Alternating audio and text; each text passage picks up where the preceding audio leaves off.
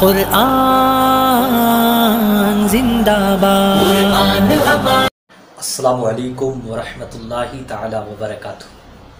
الحمدللہ رب العالمین والصلاة والسلام علی سید المرسلین، اما بعد فاعوذ باللہ من الشیطان الرجیم، بسم اللہ الرحمن الرحیم۔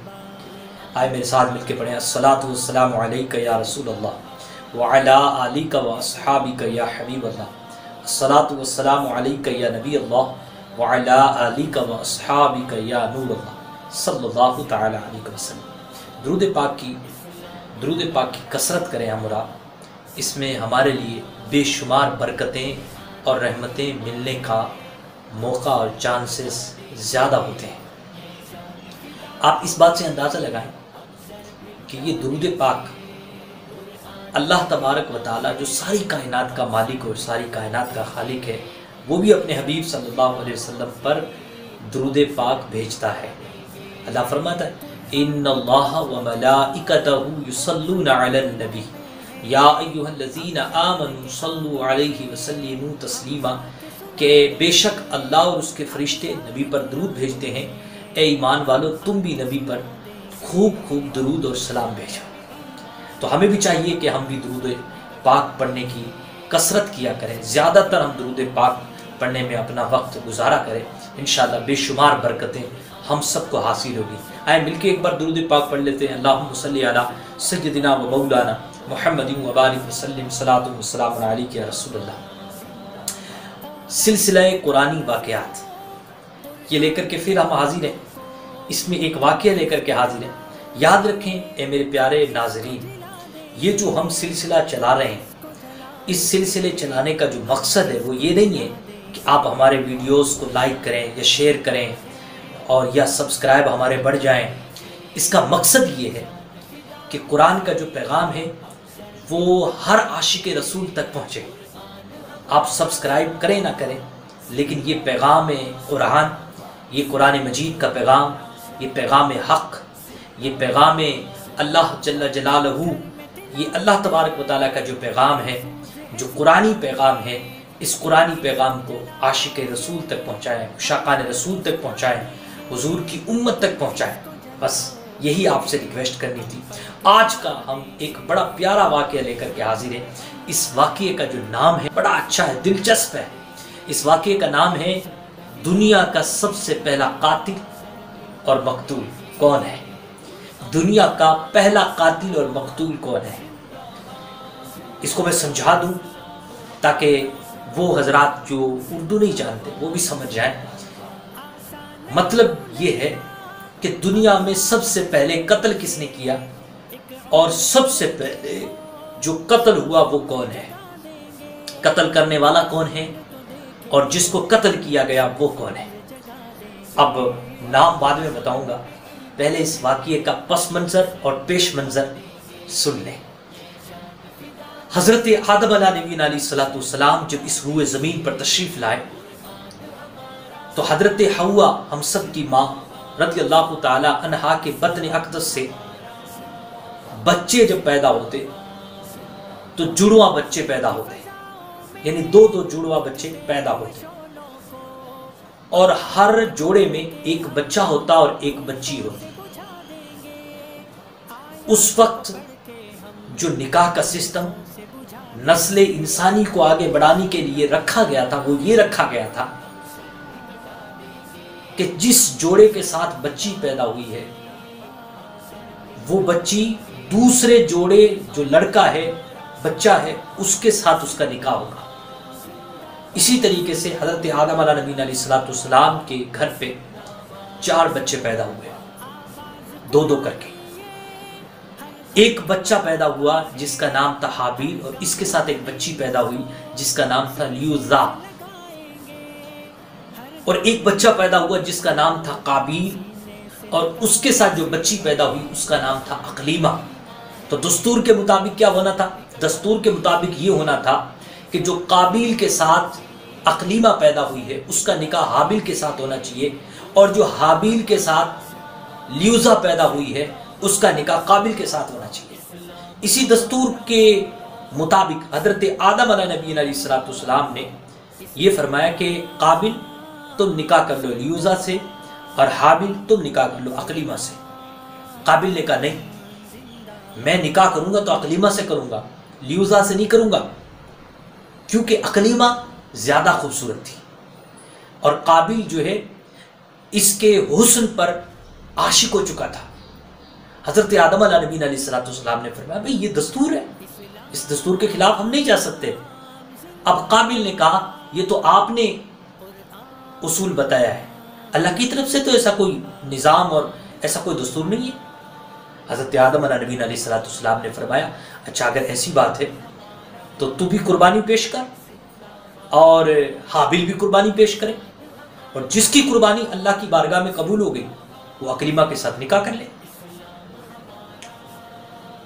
اب قربانیاں پیش کی گئی، اور اس وقت جو قربانیاں پیش کی جاتی تھی اس کی جو صورت تھی وہ آج کی قربانی سے تھوڑی مختلف تھی۔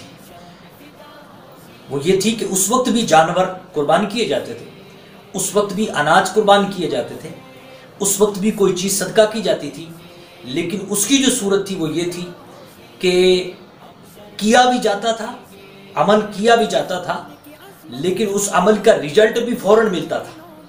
جیسے مثال کے طور پہ آج کے دور میں اگر ہم کوئی قربانی کریں تو اس کا رزلٹ نہیں ملے گا۔ رزلٹ یعنی ہم نے جو قربانی کی ہے وہ اس لیے کی ہے تاکہ اللہ عز و جل اسے قبول فرما لے۔ ان صلاتی و نسکی و محیایا و مماتی للہ رب العالمین، میری قربانی، میرا جینا، میرا مرنا سب اے میرے مالک، اے میرے رب تیرے لیے ہے، تو قبول فرما لے۔ تو جو قربانی کی جاتی ہے وہ اس لیے کی جاتی ہے تاکہ اللہ تعالیٰ قبول فرما لے۔ یہ قربانی کرنا یہ تو ہوا عمل، اس کا جو رزلٹ ہے وہ ہے قبول کرنا اور قبول نہ کرنا۔ اور اس وقت یہ رزلٹ نہیں آتا، یہ رزلٹ ہمیں قیامت کے دن ملے گا کہ کس نے قربانی کی اور کس کس کی قربانی اللہ تبارک و تعالیٰ کی بارگاہ میں قبول ہو گئی، کس چیز کی قربانی اللہ کی بارگاہ میں اس کی قبول ہوئی۔ تو یہ اس وقت کیا ہوتا تھا کہ فوراً جو ہے رزلٹ آتا تھا کہ تیری قربانی قبول ہوگی، تیری نہیں ہوگی۔ وہ جو رزلٹ آتا تھا اس کی صورت یہ تھی کہ جس کی قربانی اللہ تبارک و تعالیٰ کی بارگاہ میں قبول ہوتی، آسمان سے ایک آگ آتی اور اس کی قربانی کو اچک کر لے جاتی۔ تو جس کی قربانی کو اچک کر لے جاتی سمجھو کہ اس کی قربانی قبول ہو گئی۔ تو حابیل اور قابیل نے بھی قربانی پیش کی۔ حابیل نے گیہوں قربانی کے طور پہ پیش کیے، اناج، اور قابیل نے ایک بکری قربانی کے طور پر پیش کی۔ اب جو حابیل کی جو بکری تھی اسے تو آگ اچک کر لے گئی، لیکن قابیل کی جو گیہوں تھے، جو اناج تھے، وہ دھرے رہ گئے۔ اب حابیل اچھا ہوا نا کہ اللہ تبارک و تعالیٰ نے اس کی قربانی قبول کر لی۔ اب حابیل کی یہ اچھائی قابیل سے برداشت نہ ہو پائی۔ آج کل بھی لوگ ایسے ہیں کہ جب وہ دیکھتے ہیں نا کہ پڑوسی کے اندر اچھائی ہے تو وہ اچھائیاں پڑوسی کو خوش نہیں کرتی، یعنی اس بھائی کو خوش نہیں کرتی، بلکہ وہ اور زیادہ پریشان ہو جاتا ہے۔ اس کے اندر یہ اوصاف ہیں تو اوصاف ہیں تو خوش ہونا چاہیے، یار میرا پڑوسی ہے، اس کے اندر اتنی خوبیاں ہیں، اتنے اوصاف ہیں، اچھے اوصاف اور اچھے کردار کا مالک ہے، لیکن اچھا کردار دیکھ کر کے وہ اس سے چڑھنے لگتا ہے۔ تو قابیل نے ایسا ہی کچھ کیا۔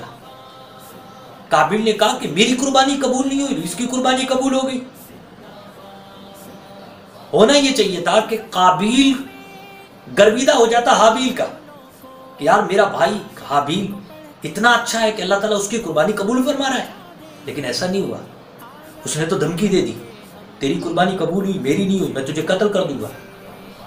جل گیا وہ، جس کو کہتے ہیں نا چڑنا، چڑ گیا، حابیل سے چڑ گیا قابیل، میں تجھے قتل کر دوں گا۔ جس کی قربانی قبول نہیں ہوئی، یعنی قابیل، جس نے حابیل سے کہا میں تجھے قتل کر دوں گا، تو حابیل نے پتہ ہے کیا کہا؟ حابیل نے کہا بھائی تو مجھے اس بنا پہ قتل کرے گا کہ تیری قربانی قبول نہیں ہوئی اور میری ہو گئی؟ تو یاد رکھ، اس بات کو نوٹ کر کہ قربانی اللہ عز و جل اس کی قبول کرتا ہے جو خدا سے ڈرے، جو متقی ہو، جو دل سے قربانی پیش کرے، جو اللہ تبارک و تعالیٰ کے فرامین کو مانتا ہوا، دل سے مانتا ہوا جو قربانی پیش کرے، اللہ عز و جل اس کی قربانی قبول فرماتا ہے۔ اور یاد رکھ، میں طاقتور ہوں، لیکن جب تو مجھے قتل کرنے کے لیے اپنے ہاتھ بڑھائے گا تو میں تجھے قتل کرنے کے لیے اپنے ہاتھ نہیں بڑھاؤں گا. یعنی میں تجھے قتل نہیں کروں گا. تو اگر مجھے قتل کرے گا تو ٹھیک ہے. اس کا کارن یہ نہیں کہ میں کمزور ہوں، اس کا کارن یہ کہ میں اس رب سے ڈرتا ہوں جو سارے جہانوں کا پالن ہار ہے. میں اس اللہ عز و جل سے ڈرتا ہوں. اور یہ تو اچھا ہوگا اگر تو مجھے قتل کرے گا تو میرا گناہ بھی اور تیرا اپنا گناہ بھی تیرے ہی پلے پڑے گا، تیرے ہی پلے پڑے گا، اور تو جہنمیوں میں سے ہو جائے گا. اور جو ظالم لوگ ہوتے ہیں نا اس کی سزا یہی ہے. یہ بات حابیل نے قابیل سے کہی، لیکن ہوا کیا؟ اس پر کوئی اثر نہیں ہوئی. اس قابیل نے کیا کیا کہ ایک دھاری دھار ہتھیار لیا اور حابیل کا قتل کر دیا. اور حابیل کا قتل کرنے کے بعد اب کیا ہوا؟ روایتوں میں آتا ہے، کتابوں میں آتا ہے کہ 7 دن تک زمین میں زلزلہ آتا رہا. پرند درند یہ تمام کے تمام بے چین ہو گئے، بے قرار ہو گئے. اور حابیل کے قتل کی وجہ سے حضرت آدم علیہ السلام پر 1 سال تک ہنسی نہیں آئی. اتنی بے چینی بڑھ گئی، یہاں تک کہ آپ کو اتنا غضب آیا حضرت آدم علیہ السلام کو کہ قابیل کو اپنی بارگاہ سے دھتکار کر کے باہر پھینک دیا کہ میرے دربار سے نکل جا، میرے دربار میں تیری کوئی جگہ نہیں ہے. حضرت آدم علیہ السلام نے اسے دھتکار دیا.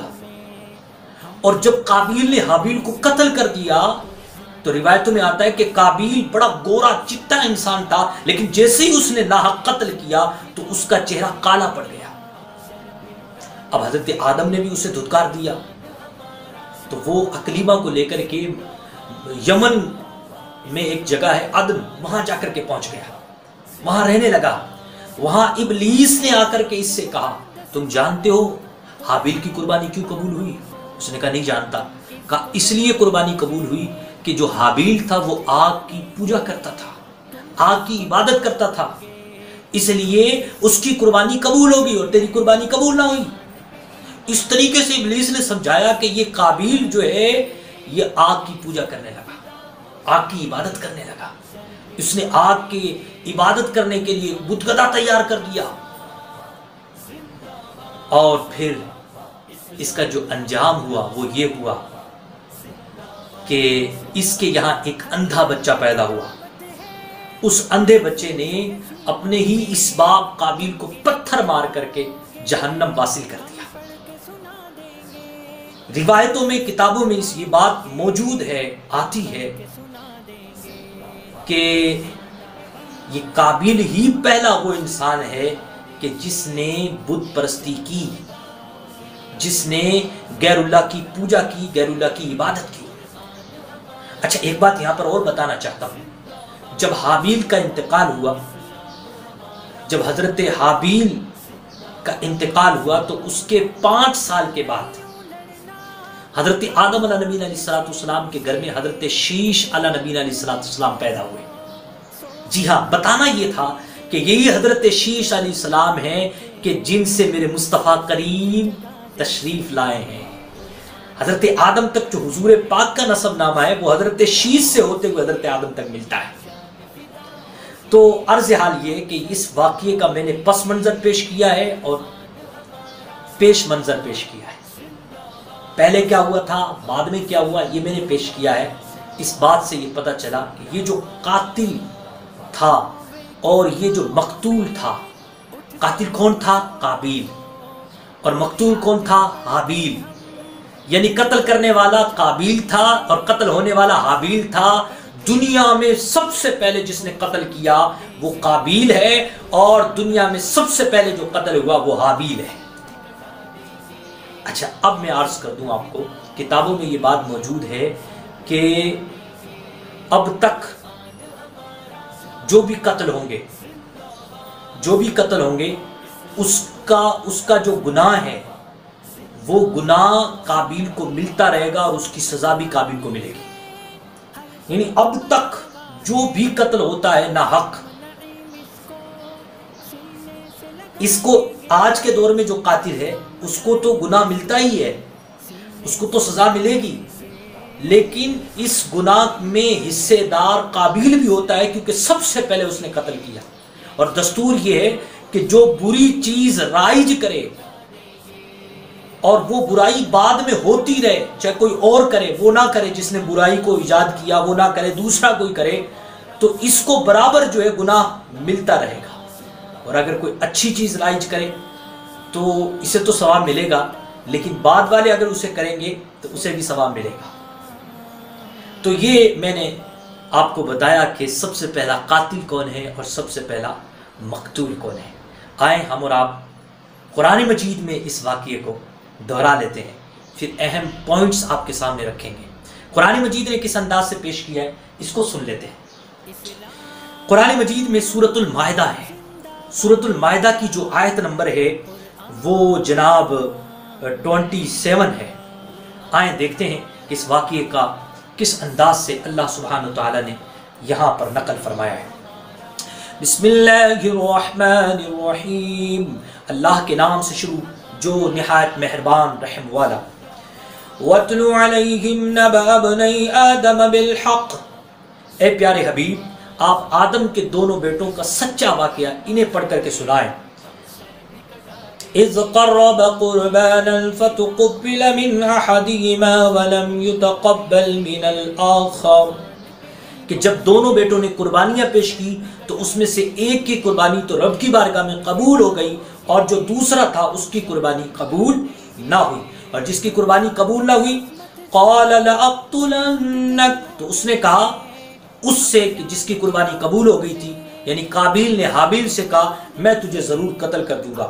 قال انما يتقبل الله من المتقين، تو حابیل نے قابیل سے کہا کہ بے شک تو یہ چڑ رہا ہے، یہ چڑنا تیرا ویسے ہی ہے، یعنی ضائع ہے تیرا چڑنا، بیکار ہے، کیونکہ اللہ تعالیٰ قربانی اس کی قبول فرماتا ہے جو اللہ سے ڈرتا ہے، جو متقی ہے، اللہ تعالیٰ اس کی قربانی قبول فرماتا ہے۔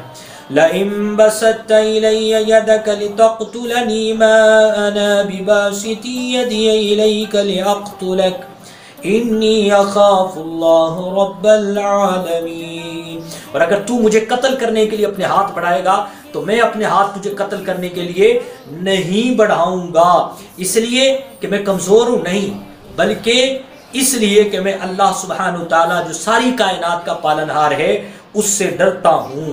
انی ارید ان تبوء باسمی واسمک فتکون من اصحاب النار، اور میں تو یہی چاہتا ہوں کہ میرا گناہ بھی اور تیرا گناہ بھی تیرے ہی پلے پڑے اور تو دوزخیوں میں سے ہو جائے۔ وَذَلِكَ جَزَاءُ الظَّالِمِينَ، اور جو ظالم لوگ ہیں ان کی سزا یہی تو ہے۔ فَطَوَّعَتْ لَهُ نَفْسُهُ قَتْلَ أَخِيهِ فَقَتَلَهُ فَأَصْبَحَ مِنَ الْخَاسِرِينَ، تو اس کے نفس نے اپنے بھائی کے قتل کرنے پر اسے راضی کر لیا اور اس نے قتل کر دیا اور وہ ہو گیا نقصان اٹھانے والوں میں۔ یہ تھا واقعہ کہ سب سے پہلا قاتل کون ہے اور سب سے پہلا دنیا میں مقتول یعنی جو قتل ہوا ہے وہ کون ہے۔ اس واقعے سے بڑی اہم باتیں ہمیں ملتی ہے جس کو میں عرض کرتا ہوں، آپ توجہ سے سن لیں۔ سب سے پہلی بات ہمیں یہ ملی کہ آپ اور ہم سب اللہ کی پناہ مانگے اس چیز سے کہ کسی عورت کے عشق میں ہم مبتلا ہو جائیں۔ عورت کے عشق میں مبتلا ہونا یہ بہت بڑا فتنہ ہے، دیکھیں نا، اسی فتنے کی وجہ سے تو قابیل کا یہ حال ہوا۔ دوسری بات، حسد، کسی سے چڑنا، کسی سے جلنا، اس کو روکتے ہیں کیونکہ یہ گناہ کرواتا ہے۔ حسد نیکیوں کو کہا جاتا ہے، یہاں تک کہ یہاں دیکھیں قابیل نے حسد کیا حابیل سے تو اس کا ایمان بھی چلا گیا، اس کا ایمان بھی چلا گیا۔ تو حسد نیکیوں کو کہا جاتا ہے، اور یہ قرآن مجید نے بھی کہا وَمِن شَرِّ حَاسِدٍ إِذَا حَسَدَ، اللہ کی پناہ مانگو ان لوگوں سے جو حسد کرتے ہیں، اللہ کی پناہ مانگو۔ تو ہمیں حسد سے بچنا ہے، حسد نہیں کرنا۔ تیسری چیز ہمیں اس واقعے سے یہ ملتی ہے کہ قابیل جو تھا اس نے ناحق قتل کیا، ناحق قتل کیا، اور ناحق قتل کرنے کی سزا کیا ملی؟ نیکوں کی صحبت سے دور ہو گیا، یعنی حضرت آدم علیہ السلام کے دربار سے دھتکار کر نکال دیا گیا، اور حضرت آدم علیہ السلام اللہ کے نبی ہیں، صفی اللہ ہیں، یعنی جو ناحق کسی کو ستائے، جو ناحق کسی کو قتل کرے، اس کو اتنی بڑی سزا ملتی ہے کہ اسے نیکوں کی صحبت نہیں ملتی، اسے اتنی بڑی سزا ملتی ہے کہ ایمان کی دولت سے وہ محروم کر دیا جاتا ہے، اور اتنی بڑی سزا ملتی ہے کہ اس کی موت کفر و شرک میں ہوتی ہے۔ تو ناحق کسی کو نہ ستائے، ناحق کسی کو قتل نہ کرے، ناحق کسی کو پریشان نہ کرے۔ اور چوتھی بات ہمیں یہ ملی کہ جو نیک لوگ ہیں، ضروری نہیں کہ نیک لوگوں کی بیٹے، نیک لوگوں کی اولاد، نیک لوگوں کی جو اولاد ہے وہ بھی نیک ہو، ضروری نہیں ہے۔ اس لیے پانچویں چیز اس بات سے ہمیں یہ بھی ملتی ہے کہ وہ یہ کہ سب سے بڑی بدبختی اور سب سے بڑا عذاب یہ ہے، اور سب سے بڑی دنیا میں سزا اور آخرت کی سزا یہ ہے کہ ایمان دل میں نہ رہے، انسان کفر میں مبتلا ہو جائے۔ یہ سب سے بڑی سزا ہے خدا کی طرف سے۔ دیکھیں نا آپ، وہ دنیا میں تو زندہ رہا، اس نے ایک نئی دنیا جلائی، اس کے بچے بھی پیدا ہوئے، لیکن کون سی خوش بختی اس سے چھین لی گئی؟ ایمان کی دولت چھین لی گئی، ایمان کی سعادت سے وہ محروم کر دیا گیا۔ تو دنیا میں اچھی اچھی بلڈنگوں میں رہنا یہ انعام نہیں ہے، انعام تو یہ ہے کہ جھونپڑی میں بھی رہے انسان تو خدا کا سب سے بڑا انعام یہ کہ اس کے دل میں ایمان ہو۔ دعا کریں کہ اللہ تعالیٰ مجھے بھی، آپ کو بھی، اور ہم سب کو، اور پوری امت مسلمہ کو قرآن مجید پڑھنے اور اس پر عمل کرنے کی توفیق سے مالا مال فرما دے۔ یہ سلسلہ صرف اس لیے ہے تاکہ قرآن کے پیغام کو عام کیا جا سکے۔ آپ اس کو شیئر کریں، لوگوں تک پہنچائیں تاکہ قرآن کا جو پیغام ہے ہر عاشق رسول تک پہنچے۔ اللہ تعالیٰ ہم سب کو دین و دنیا میں بھلائیاں عطا فرمائے اور ہم سب کے گناہوں کو معاف فرمائے۔ السلام علیکم ورحمۃ اللہ۔